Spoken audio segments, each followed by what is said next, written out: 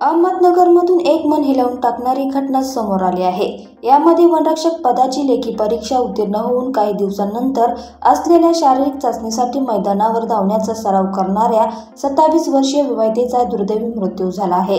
या घटनेने परिसरात एकच हळहळ व्यक्त केली जात आहे।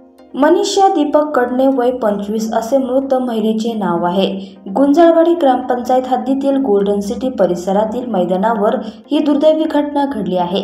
मनीषा ह्या नेहमीप्रमाणे शुक्रवारी मैदानावर सरावासाठी आल्या होत्या। मैदानावर व्यवस्थित 2 राऊंड मारल्यानंतर त्यांना त्रास होऊ लागला।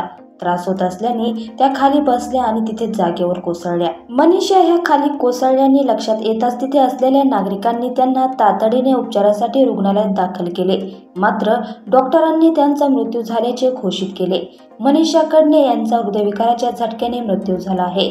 त्यांच्या माघारी लहान मुलगा, पती, सासू-सासरे असा संपूर्ण परिवार आहे। त्यांच्यावर चंदनापूर येथे शोककुल वातावरणात अंत्यसंस्कार करण्यात आले। मनीषा कडणे यांच्या मृत्यू प्रकरणी पोलिसांनी आकस्मिक मृत्यूची नोंद केली आहे।